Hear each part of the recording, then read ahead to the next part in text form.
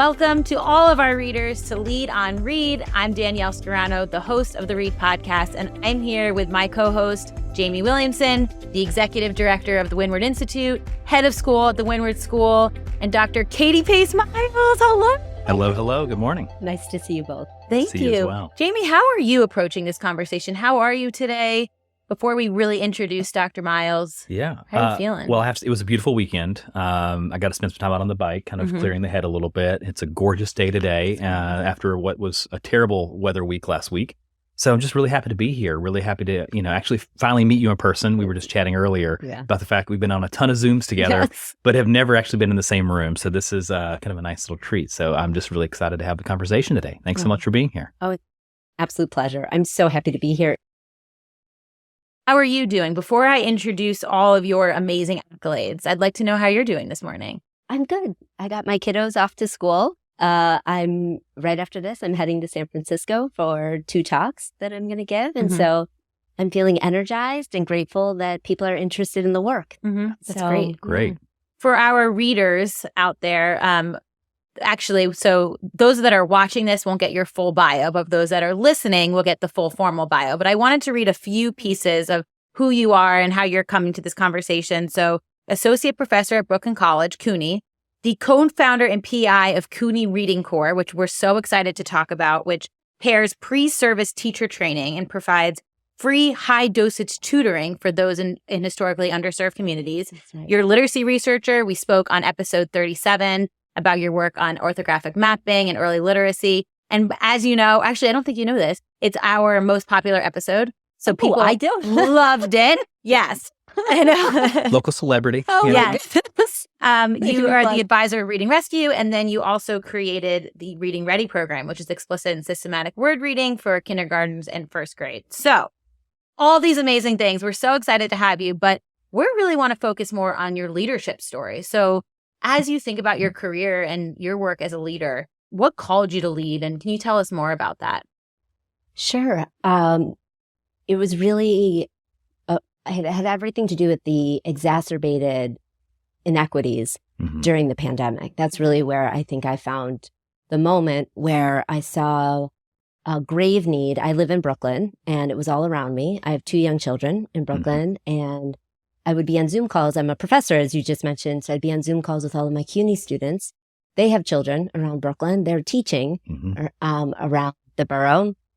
And I knew about the inequities because I would be in and out of schools prior to the pandemic. Once it hit, I would hear about all of the exacerbated pieces and elements, and it wasn't getting any better. And my students would tell me about the lack of services their own children, nieces and nephews were receiving. And they would tell me about, as a teacher, how they felt so ill-equipped to provide the amount of interventions that their early readers needed. And so it was really birthed out of that. And I had a network that I could leverage. And so I did in that moment. Yeah. Wow. Outstanding. I'm curious, as you think back to the pandemic in the last few years, there's been so much that our leaders have reflected on. I mean, Jamie and I have spoken at length about some of the things that he's reflected on as a leader. And so I'm curious, what does it mean to be a leader for you right now? I appreciate how you contextualize that in the right now. Right. I really think it has to do, for me right now, around empathy. And when I started CUNY Reading Corps, it had a lot to do with empathy. I set ambitious goals. I tried to do something to support the community. And really, at every step along the journey, I was humbled by how much empathy I needed to bring to the table for the tutors who we were asking to do this work at a really difficult time in their lives, for the children who were really struggling, not just academically, but social emotionally, the teachers in the schools that we were reaching out to. We never could claim that we're here to solve all the problems. We weren't. We do we provide a service. And they're really the ones in there all day, every day. They were battling the pandemic with these kiddos. So also just empathy for each other, those of us on the CUNY Reading Corps team. We needed to have a lot of grace with each other to get this off the ground. Yeah. Yeah. Thank you. I want to sort of touch on a few things you said a little bit, this idea of empathy. schools are microcosms of like a greater society, right? Mhm. And right now we're having all those debates about debt ceiling, all this stuff happening. I think we need to raise the empathy ceiling a little bit, because I completely agree with you. The work that's happening right now and the stress of the last few years has been absolutely incredible. And I think educators and medical professionals have been, really put upon. And I think that we do have to come to the table with a lot of grace for each other, a lot of empathy, a lot of compassion, trying to kind of make sure we're trying to understand someone's perspective, and maybe even a little more curiosity than we normally sort of show up with in a given conversation. Yes. But I love this idea of aligning passion and purpose. And one of the things that if you ever happen to be around for our middle school graduation, you're welcome. You're always invited. Thank you. We'd love to have that. you. But I do a little graduation speech for our eighth graders heading off. But I talk about this idea of purpose sometimes and passion. And I think so often in this kind of, me-centric society that we have sort of somehow evolved into, it's all about sort of this internal reflective, me. Yeah. I think we forget sometimes that actually passion is not an internal sort of exploration. Mm-hmm. I'm a big believer in this concept. I think passion is actually an external expression, right? You're looking at the world, you're seeing need in the world. Yeah. And then it sort of like you have this kind of compulsion almost to fill that need, right? And so when I think about the work that you've been doing here, and when recognizing the incredible inequities that exist across the spectrum in education, New York City is really, to say that it's like, one of the deepest and most sort of, illustrative kind of, spaces of that concept would be a wild understatement, right? The inequities in the city are absolutely stunning sometimes. Yeah. But it exists across the country. Even in Ohio where I was, you see these wealthy suburbs and these inner city schools, the amount of resource available to them, wildly different. So tell us a little bit about how you work to align this sense of purpose and passion and sort of, finding this space in the work that you're doing currently. Well, it's really, I appreciate this passion piece too. I do, when I talk about literacy, I'm just really lucky I wound up in the career that I wound up in. I don't mean to take us back to the start, but no. I was going to go into a different field. I found my way into education, and it was really because it just brought out such joy in me every time I was able to do it. Yeah. And I wanted to learn more and keep going. And during the pandemic, we all kind of, I think, lost that, or at least I did. I lost this sense of joy. I'm an academic, and so you're supposed to be doing a lot of research. Yeah. I was pre-tenure even in the midst of the pandemic too. So I should have been just totally focused on my own research, publications, so that the old saying, publish or perish. Yeah. And I just couldn't do it anymore. I was like, no, actually, wait a second. I'm looking at all of this need. I know that this is just the scratching of the surface of the amount of need out there. And why don't I just go for reach instead of research? And so one of the things that I really needed to pause on in this like me society was it would have benefited me academically if I would have started off with a research project. Yeah. Right. And instead, I started off with just trying to meet the needs of university students and children. And I totally put that aside. Yeah. And I found so much passion. I felt like I found my passion, my joy. Yeah. Every reason I went into education came back to me in the midst of this really awful time, of course. And so that has really been just the driving force to continue it. It started as a COVID response initiative that I did not plan to continue. Yeah. But it's scaled tremendously. Yeah. And so I think it's because, and it's not just about me, everyone who's come to work at CUNY Reading Corps, I think has found the same purpose, joy, whatever it is in the work. Yeah. So. Can I ask one quick? I'm sorry, because there's a nugget in here that I'm dying to know more about. So you talked about this not being your kind of initial career sort of thought. Yes. So what did you want to do before you went into educational psychology and the reading work you're doing? I was going to be a lawyer. Wow. Yes. So outstanding. Yes. I love how people find their space. I was a psychology major in undergraduate. I wanted to be a researcher. I wanted to go to graduate school. Worked in a cognitive laboratory. Looking at older adults in frontal lobe functioning, looked at one on visual discrimination in older adults, a lot of older adults in frontal lobe functioning, executive functioning kind of components. Yeah. And I was like, I want to do research. So I went to work for the FDA, study at the Veterans Hospital looking at crack cocaine addiction. it was like a medication trial for the FDA. Sure. And I got there and I was like, love working with the patients, not where I want to be. There it is. I was collecting study measures. I was doing lit review work. I loved that side of it. Yeah. But I saw the PI of the study who never left her office. Yeah, it's like really from 7 to 7 at night. Yep. Eat salad at her desk. And I was like, ooh, that's not the life I want to lead here. And then I found myself in a school and angry about services kids were getting, and and it sort of kind of kept developing from there. Yep. But I love how there's so few kind of linear sort of paths in this world, right? Yes. It's often a nice little zigzag of opportunity and openness, and sort of kind of further deepening that kind of passion and exploration. So thank you for Of that. course. So I want to it. echo that too. I think since I started the Read podcast, and I actually started Read when I was teaching. I think we had talked about that in our last episode. And I had started it when I was starting my doctorate program. And I just finished, actually. So I'm graduating in a few weeks. Oh, congratulations. Yes, exactly. Big round of applause. But one of the things that was so inspiring to me is I read this one paper, actually, Badalalaeka Boxenbaum, 2009. And I like to say because it's a fun authors. But they talk about this idea of institutional entrepreneurship in education and bridging. And one of the things that I connected to that was more about this idea of social entrepreneurship in education and what that looks like. Because, as both, what I hear you both saying is that in education sometimes, especially in higher ed, you hear of people doing the traditional research path. And I don't know if our readers have noticed or if you two have seen, but I start to gravitate to those researchers and leaders that are pushing the envelope, are building into this social entrepreneurship and disrupting this educational status quo. And that's what Badalana et al. 2009 said, was really disrupting the educational status quo. And when we spoke on episode 39 about the CUNY Reading Corps, you said that you wanted to disrupt the pre-existing notion about university fieldwork. Yeah. And so I know you've talked a little bit about how it started, but, talk us a little bit more about why the tutoring, and specifically in your work as a researcher and then trying to maximize impact, why high dosage tutoring? Can you walk us through that a little bit more? Sure. Oh, so the fieldwork piece, I'll start there. The fieldwork piece is critical because as anyone who's been trained as a teacher will remember that at some point in multiple courses that you were taking, you had to go into a school and do something, and that's called your fieldwork. It was affiliated with a course.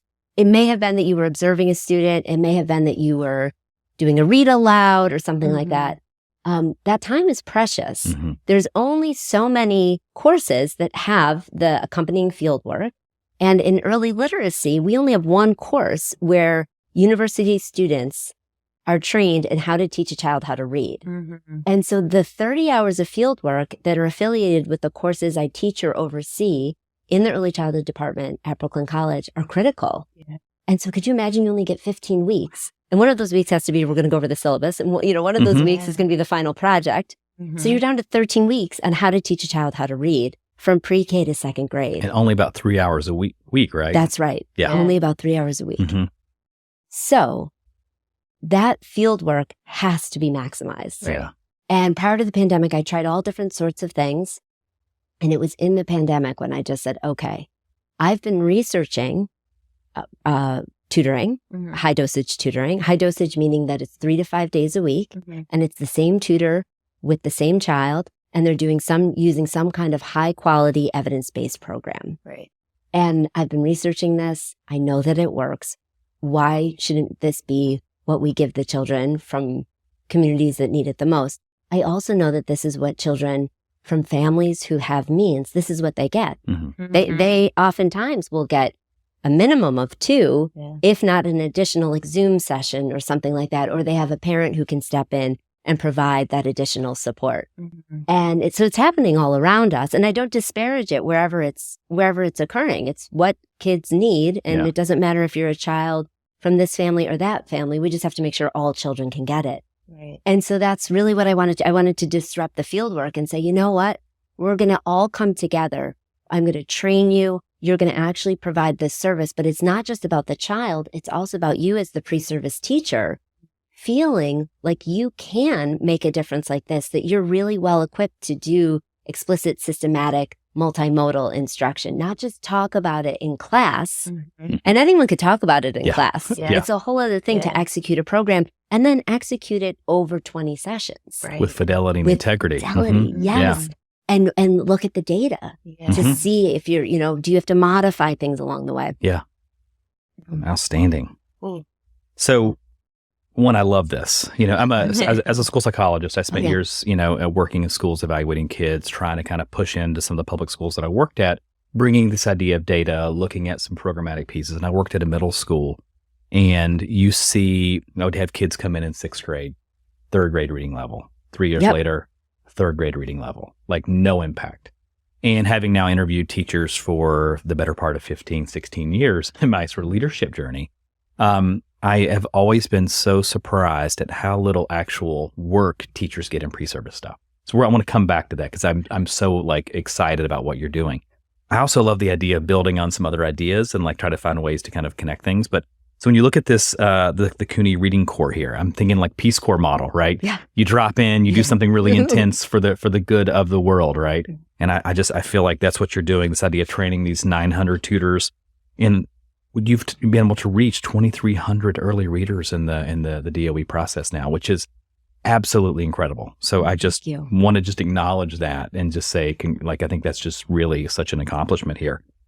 So when you think about this idea of being the disruptor, reinventing the whole the practicum model there, or the classroom or the field placement model there, talk to me about how you gained support, because I would imagine at the university level, things are done a certain way, right? There's tradition, which is great, but also tradition can be one of the things that stands in our way to actually do the work that needs to be done over the moment. So how did you build some support within CUNY for that sort of approach? So I have a tremendously supportive chair of my department. And as an academic, that makes a big difference. Right. Yeah. The chair of my department is Dr. Jacqueline Shannon. She has done a lot of early interventions work around New York City in underserved communities. Okay. So while she's not a literacy person, she understands, and our work is parallel in that way. She understands the need for service and the translation of research into practice. So I had immediate support from her. And another chair of a department could have said, no, Katie, you need to focus just on publishing. And you need to work on course development or service to the college or something like that. She really saw that this was my service to the college, that this was my course development, and that eventually this would generate research, which is where we are now 3 years later with CUNY Reading Corps. And so that was key. And then she helped advocate for me with the dean of the School of Education, who then helped advocate for me with the University Dean of Education, University Dean Ashley Thompson. And now there was a critical point. I started this in the fall of 2020 in the depths of the pandemic. And by the spring of 2021, these wonderful people at CUNY that I had just mentioned really saw the potential of this, and they saw it growing. And I think they maybe saw me working tirelessly on this. And they said, we should really give some services and support to this. They started to see the vision as well and wanted to share in it. And University Dean Thompson took the initiative into her office, which has been such a gift. Wow. It's been incredible. So, there's 25 CUNY campuses.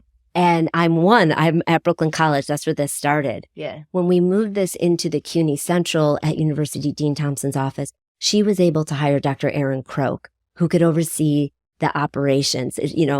We might talk about HR and, things like that. I'm a content specialist and a researcher. And I really needed support on implementation and all of those different types of things. That level of support really allowed this to scale. And I was bringing on grad students of mine who had been in the course in fall of 2020 or spring of 2021. And I was promoting them into what we may talk about later, a lead instructor role or a program manager. And I was just trying to build this from the bottom up. And we really needed someone who had expertise, at an operations level. That it just grew so quickly. And so anyway, all of that support was because the university saw the potential. They saw that this was transformative for the system. Was because we were then, when it moved to Central, we could recruit pre-service teachers, not just from Brooklyn College. We could recruit from all campuses. That's And outstanding. now we have CUNY Reading Corps tutors from 18 different campuses. Yeah. Wow. It's really, and we have, I get so excited about this. I'm sorry. No, please. We have 3 other campuses who are now embedding this in their coursework. Right. So it's one thing where you embed it in your coursework, and we need more professors around CUNY who want to do this as part of their fieldwork. Yeah. And then we also hire pre-service teachers. Those are 2 different tracks where as a tutor, you could wind up in CUNY Reading Corps. Yeah. Yeah. Oh my gosh. So as you're talking, one of my other interests is thinking about scalability, sustainability, implementation, and de-implementation. And there's so many things that I think I'm hearing from you, and I'm kind of connecting when you said, recruiting the central office. I'm like, oh, that might have helped with cost and grants. And when recruiting someone with expertise in operations, oh, that helped with human resources and human capacity. From your perspective and your vision, I know you talked about hiring expert tutors and instructors and things like that. What were those mechanisms? Tell us maybe a little bit more explicitly about the mechanisms to achieving the scalability and ensuring the sustainability of this program. The mechanism. So I think it started first with being able to demonstrate that we could do this with quality, with fidelity, within a contained situation at CUNY, which is the embedded, we call it the embedded course model, which just means it's part of your classes. Right. I think that establishing that first and not trying to do 2 things at once, I could have come into this and said, oh, I'm going to get grant money and hire tutors. Instead, I said, let me try and get grant money so that I can just do this within my courses where I do have a lot of academic oversight, right? And starting there was key because I was able to leverage a critical player in all of this is my close colleague, Andrew Fletcher, at the Department of Education. He was one of my first phone calls when I was applying for the grant from Heckscher Foundation and the Benedict Silverman Foundation. I said, if I was to receive this grant money to train all of the students that I teach or oversee in these courses, I'll get them ready to go. I'll oversee them. Could you help us get into the schools? You have to remember, everything was shut down. We couldn't go anywhere. We had to zoom in. We didn't even zoom into we didn't even zoom into schools. We zoomed into households. That was so intimate. And so I needed someone like Andrew to help with all of that HR, all of the legal pieces of this on the Department of Ed side. Right. I was trying to deal with it on the CUNY side. And once we had a proof of concept, that's what we were able to bring to like CUNY Central and whatnot and to say, look, you can actually do this to all of our great surprise. Yeah. Not only can you do it, it works. We had evidence that the students were improving.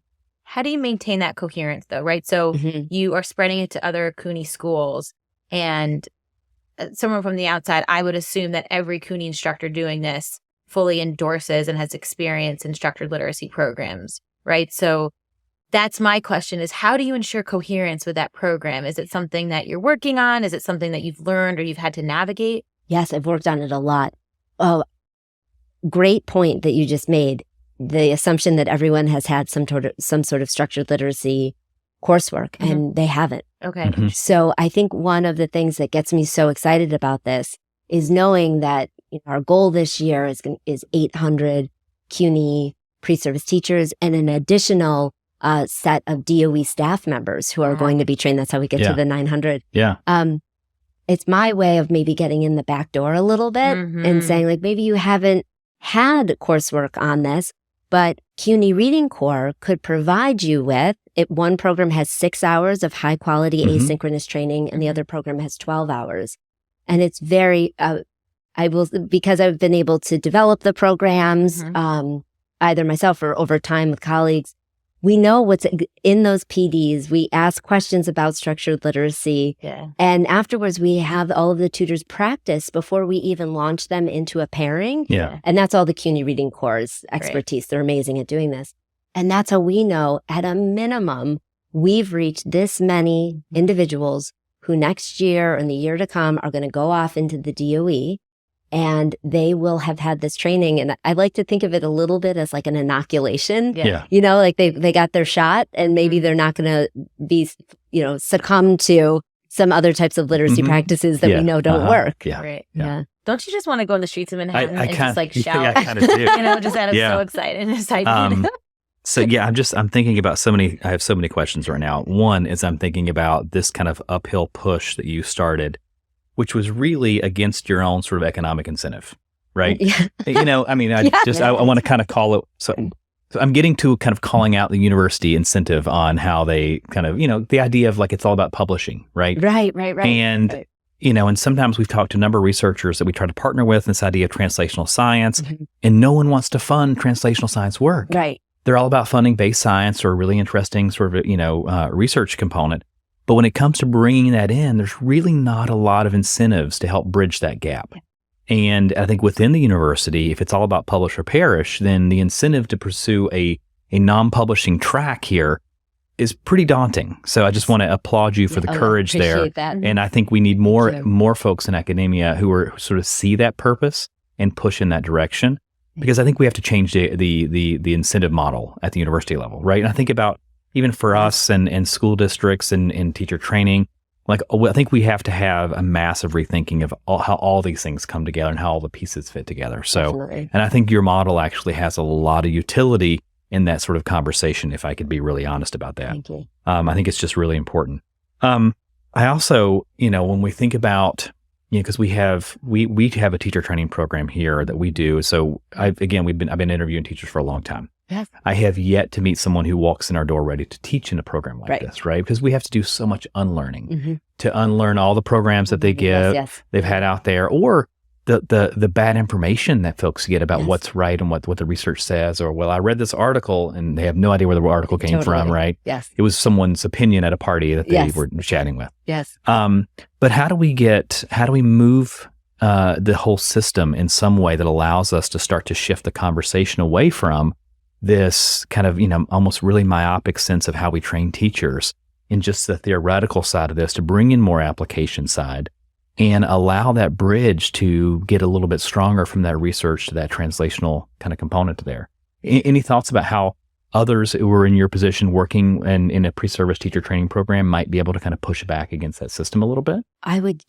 Thanks for really pulling this part out. I really want to encourage any academic to consider what their translational piece is and how they can really give that gift to their university students. My university students have been so emphatically appreciative of this opportunity, even in the really difficult times of doing this. They, at the end of the semester, they would say, I can't believe we did that. That was awesome. That was just unbelievable that you gave us that experience. And so I hope that maybe is enthusing some other academics. I'll also call out that as academics who are doing this type of work, it's really on us to do as much dissemination about it. I know that there's a lot of other academics who are trying different formats of this in other subject areas. And I think through dissemination, you get more buy-in. And so with my work through the Benedict Silverman Foundation, CUNY Reading Corps has been replicated, and I believe it's in now 15 universities across the country. And there are like 3 to 5 more universities that are considering coming on board and doing some aspect of CUNY Reading Corps, even if they're just going to do one of the programs, even if it's a professor that has one course, 20 students. I'm so excited when that person reaches out after I give a talk or something. She'll say, I've always wanted to do this with my students, but I couldn't get a grant. And we'll say, do it. Like, here's a program, go for it. And then I think that's how we change the university system, is incrementally we get more and more professors. A little bit being insubordinate in a way and saying like, no, I'm not going to do disruptors. Exactly. What was it John Lewis, kind of the good trouble, right? Good trouble. Very, very good trouble. Yes. I like that. I like that a lot. And then the university system will come around too, because when grant money starts coming in to fund these things, I just want to call it out. Like, we've had incredible funders who did come. They saw the vision. They came with generosity of spirit. And they didn't know me from anyone. And they just had trust. And they said, okay, let's go for it. The universities also, they need and want that grant money. I'm not criticizing it. I'm saying that's also the way the system works. And so that really helps universities when grant money and relationships with funders are strengthened through these types of partnerships. Again, we run a school here. We recruit about 35 to 45 teachers a year to go through our training program and kind of build up our our teacher base here. I've talked to a lot of colleagues around the country who run schools. Finding teachers these days is getting harder. It seems to be getting harder. So I'm hoping you have a ray of sunshine for us from the university side of this. Oh my gosh. Because it's, are we getting at the university level people who are interested in education? Are we finding people who kind of persist through? I think one of the things that's always been fascinating is some of the data around teacher persistence when they first get out of undergraduate or graduate school to kind of come and teach. Like the stats on the first 5 years have been pretty grim. Right. And so from your vantage point, what are the positives of the state of teacher training, and what are the things we should be really thinking about or worried about as we move forward here? Okay, very good. So I'm very positive about teacher training. Our department, the early childhood department at Brooklyn College, our enrollment is up. Okay. Whereas all other universities, it seems like in teacher ed, are down. Programs are down. They're really bleeding. They need more support. Our program is up. There's an enthusiasm, I think, definitely around early childhood and the need to provide high quality instruction right from the start. Right. So I'm very positive about that. I'm very positive about the creative advanced certificates that are available in the education space now. And I think that that's really energizing pre-service teachers or in-service teachers. Right. And so I encourage universities to keep going with there's all different kinds of coursework that people can explore.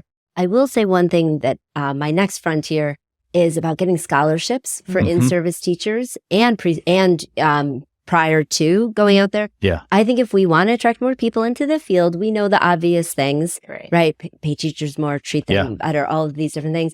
I think one really obvious thing that we don't ever talk about, though, is why don't we pay for people to go and get an education degree? Right. It's so. I've been screaming this one for a while. Oh, there we go. Sorry. I'm sorry. No, yes, I completely agree. Part of me, because I'm trying to kind of crack that nut in some ways. It's a really challenging problem. I think if you're going to go into education, you shouldn't have to pay for your undergraduate. I agree completely. And maybe there's some caveat as long as you work 5 years, 10 years, whatever the thing is. But I almost think to navigate that and also have a high quality experience for folks. Are we at a point where we're looking at kind of almost the old state model of teacher colleges, where we have almost like a VOTEC sort of school, but we have a full-on teachers college and really actually preparing pre-service teachers, and have that be completely free for folks who are going into education. Yes. Because I get a little bit upset sometimes when I hear about the load of people's debts when they come out of undergraduate with a teaching degree. Yes. And you think about the starting salary of a teacher. Yes.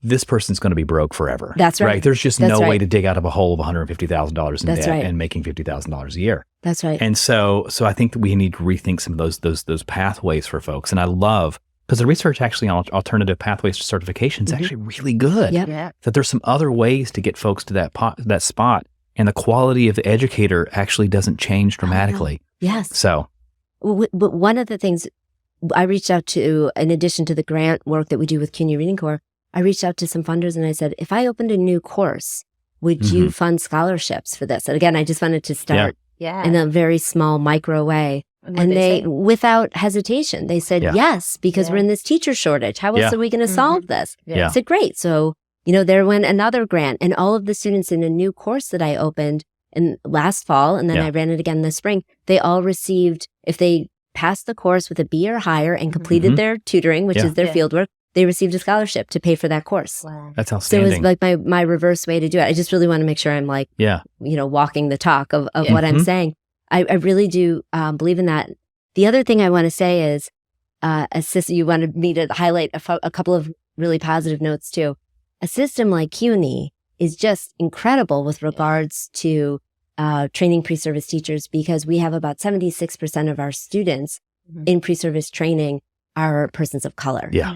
And so CUNY Reading Corps, I believe, or maybe I'm giving you the percentage of our tutors who are students of color in CUNY Reading Corps. I mean, it's remarkable. So at the same time we're talking about teacher shortage, we've also, for decades, we have been talking about the need to diversify the teacher pool. Right. And so you have to find the right university to do this type of work. And I just feel really lucky I landed at CUNY. It got it all. And so these CUNY tutors, people will sometimes say, how did it get off the ground with CUNY Reading Corps? And I was like, well, I actually think it has a lot to do with the special sauce of the CUNY students and the CUNY tutors. Yeah. They are individuals who overwhelmingly went to the New York City public schools. Right. They're now trying to become a teacher to give back to their communities. Yeah. And in the midst of the pandemic, this was also whereas I felt like this is what we need to do. The tutors were so aligned. Yeah. They were just like, this is absolutely what we need to do. They did not feel like this was burdensome. This was more coursework or anything like that. They really felt the calling to do this. Yeah. And it wasn't a job, like even the tutors who we hire, they don't come to it as if it's a job. They feel like it's an academic opportunity Right. and it's meaningful work. Yeah. Right. So I guess that part is a job, but when it's meaningful, it feels different than a regular old job. I would agree. I would agree. That brings it back to your passion versus purpose. Yes. And I'm even thinking about so I did my school psychology training at Miami University in Ohio, in Oxford, Ohio. And the state of Ohio had a real school psych shortage for quite some, I think they still do. So they had developed this whole entire sort of internship process where a lot of universities got funding for graduate students to kind of go through the program, and there was all this incentive to make sure they were bringing out high quality school psychologists, but also in a quick and timely manner.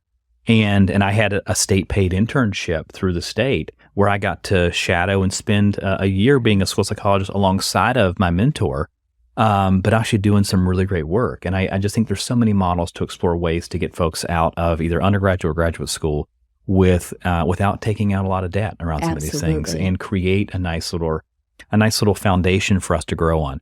But I also have to applaud CUNY on this sort of diversity side of this, because amazing. I've had so many conversations with other folks who teach at other.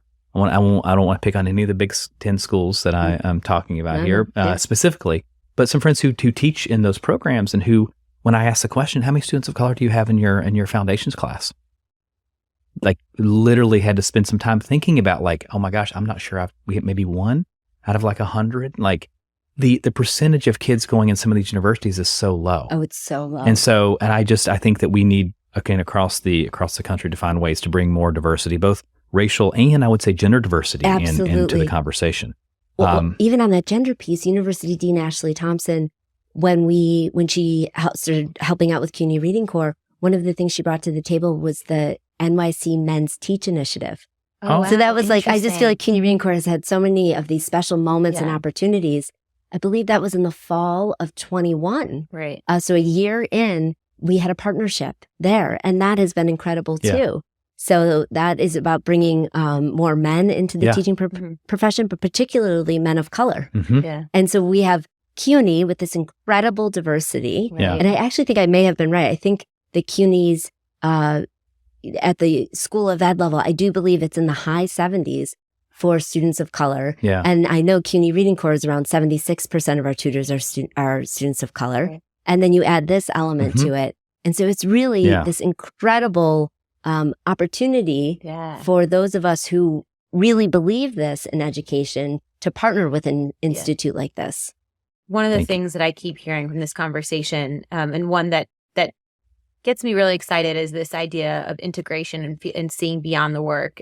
We probably talked about integration at our prior episode, but really it's not just about reading. It's not just about one small discipline, right? You're talking about increasing diversity and empowering a future and current teaching force. You're talking about bringing this integration of passion and purpose, of thinking institutionally across so many different types of layers that, I mean, you're thinking beyond yourself and you're getting deeper. And I love that. And there's so much magic to it. And as I talk about this, there's more questions I want to ask. So I'm going to talk to my co-host a little bit. That we only have about 3 minutes with Dr. Miles. And so I think I want to jump into the leadership reflection questions. I'll choose one. You choose one? No, please go. All right. So the first one is, I admire you so much. I admire your work. And I know there's so many educators around, who I speak to, not even just in New York City, like across the United States, across the globe, that we just admire so much. And there's so much magic that I'm seeing in the work that you're doing. I would like to humanize you a little bit. So what I mean by that is you came here, you're such a presence, and you talk about your journey as a leader, as an educator, as a researcher. I'd like to know, though, about a particular time that you experienced a lot of challenge or even failure, and how you were able to navigate that in your career? Great question. Sure.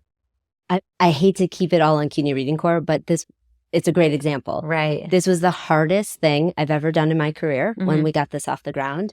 And it had a lot of failures. It sounds now like it's this great, thing that just kept growing and growing. There were so many starts and stops and starts along the way. I mean, when you think about it, schools kept opening and closing. And every time that happened throughout the pandemic, the whole initiative was destabilized. It almost like fell apart. And then we had to rebuild it.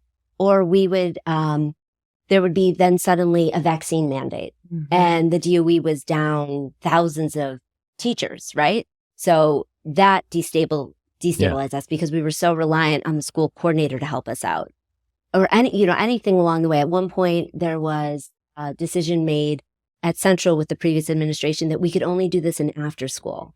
That destabilized us. So we had to move all these kiddos that we were tutoring during the school day into after school, and also I was experiencing constant failure. And I don't know. I don't really know. I think we just kept, and when I say we, I really mean the CUNY Reading Corps team, Andrew Fletcher over at the DOE. I think we just kept this idea of like the child who needs us the most is there waiting for a tutoring session. Right. Like when you think about that, you're like, well, we just have to keep going. So every time there was a no, sometimes I'll laugh, I'll say we picked up the phone and we found someone who would say yes. And so we had to keep a really flexible mindset too. Right. I think that's a big part of leadership, I guess, is that, I couldn't just have it my way or the highway. It was like, all right, you're going to make us do this dance. And so we're going to stick with you all the way through until the initiative stabilizes. Yeah. I think the conditions you just described are probably why more folks don't do research in schools, right? 100%. Because absolutely, you cannot control for the millions of variables that show up on a day-to-day basis. So those are the ones just top of mind too, right? Exactly, and if you give me a 10, I could have listed in 20. 5 minutes, you probably could have listed 100. Exactly. So thank you so much for sharing. Because I do think the idea of, it's never just a linear progression forward, right? Yeah. Step forward, step back, sometimes 2 steps back, kind of reflect, regather. So I really appreciate you sharing that. One thing in my leadership practice that I spend a fair amount of time doing, one is I never feel like I'm doing enough. And you have just reinforced that today. I'm not doing enough. I feel like I'm never doing enough either. And so, so I think I do think a lot of leaders bring that kind of mindset to the table. But I also love when I get to meet people and sort of reflect and show a little gratitude and appreciation for all the great skills in others. This idea of experiencing awe, in a moment when you see someone doing something really incredible, like just taking a moment and saying, "Oh my gosh, wow," and then sharing that appreciation and that work. And I have a lot of colleagues who I love and adore. I get to spend a little time being in awe of the great things that you're doing. It inspires me. It moves me. It motivates me. It pushes me to kind of think about things in a little different way, to challenge myself, to set some of those really big, audacious goals that feel a little scary to even verbalize out loud. But I think those are some of the things that really drive us in such a good way. So if you could reflect maybe on 1 or 2 things that when you look out and you see some folks in your space doing some work, what are some traits or things that really kind of cause you to take a moment and say, wow, experience a little bit of awe or appreciation around in other leaders? I've really been in awe of the individuals that came on to support this project because they came on at unique times when there was a very specific need. And I think they saw the need too coming into it, and they were experts in that. And it doesn't mean that you have to be the CEO or the director or whatever. But in fact, Dr. Erin Croak, who runs the day-to-day of this, she and University Dean Thompson, they saw exactly what I needed, which is I'm not an HR specialist. I'm not a budgeting specialist I'm an academic, right? And so I am in awe of people with that skill. I am truly, and I think sometimes they don't get enough of the limelight and all of those things, but they are the people that keep this growing and scaling. And the individuals, Max DeWord, Paula Jimenez, Josh Barokas, who came on, those were grad students in my courses or an individual in my lab. Wow. And I remember them saying to me, "Do you think maybe you could use support with this?" And I would be like, yes, I do. I do exactly need that. And they would step in and execute those skills. And it would give me space too, to then do more. I think they really are so good at what they do. And that enables me to try to be better at what I need to do. Yeah. We all have our areas, like you said. We do. Of expertise and strengths. Yeah. And I think a team really gels when we give each other space to be the leader in what we're each best at. Yeah, I completely agree. And I think you're absolutely right about the idea of the finance budget, kind of operational side of things, right? Yes. That is, I'm an educator. I have had to learn how to run a really large nonprofit. With about 400 employees, 1,000 families, and running the finances for that. But I don't think we talk about how important that sort of fiscal responsibility and thinking about those things from a planning perspective, kind of because if we don't get that right, we can't do the fun stuff. That's right. Like there's a foundational kind of piece there that people often forget about. Exactly. I get to go and do school visits. Yeah. And I get to, tweak the programs. I get to do all the content specialty pieces. I get to now run the research and whatnot. And that's because the pieces you're talking about are taken care of. Like I was just on a school visit and it was like, oh, I can do this because the CUNY Reading Corps team is really solidly doing all of those things so that tutors are being paid and everything's accounted for and observations of the tutors are happening. Right. Yeah. That's like one of the most important things we could be doing. Right. Yes. So I always think about that too in leaders is that you're not doing it all by yourself. You're not. That there's a team of people with expertise and you're all helping when needed. And that speaks a lot to time, right? When leaders think about implementing a new program or disseminating a new program, you can't do it all by yourself because you physically don't have the time and energy to do that. That's right. So I love that. Yeah, the program would still just be over, and it would be great. It would be a great program just over at Brooklyn College. But by, I think me also accepting help and these incredible people coming to me with their expertise that were different than mine, this is how we've been able to grow. Yeah. We could do a whole podcast on accepting help. Like, right? We could have a whole leadership discussion on just learning to accept help and knowing your strengths and working with a team. Yes. So, Definitely. Well, we do have to wrap up this podcast episode. Do you want any final words for Dr. Miles? I just really appreciate everything that you're doing for the New York City kids, everything you're doing for pre-service teacher training, everything you're doing from a research perspective.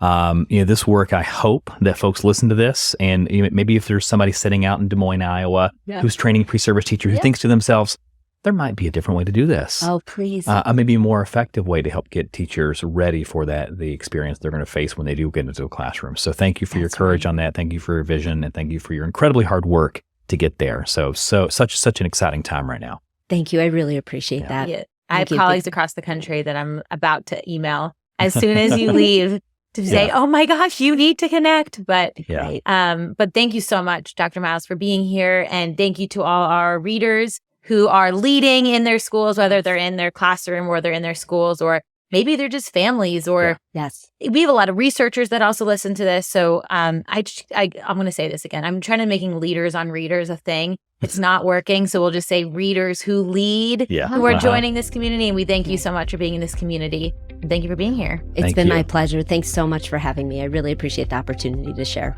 Thank you. And for all of you that are listening or you're watching, feel free to join the conversation about leading and reading on all of our social media pages, including Instagram, Twitter, Facebook. I think we have LinkedIn. At least I'm on LinkedIn and I like to share this. You're on social media. I'm terrible. You're terrible. I'm not. I keep trying. I keep failing. It's a failure. Okay, yes, that's my all right. social media presence is a failure. Again, that's not in your time. Not in your time. It's not my area of strength. I'm going to get better at it. Yeah. Absolutely. Yes. Well, on the official sign off, thank you, Jamie. Thank you, Dr. Miles. And until next time, readers. Thank you.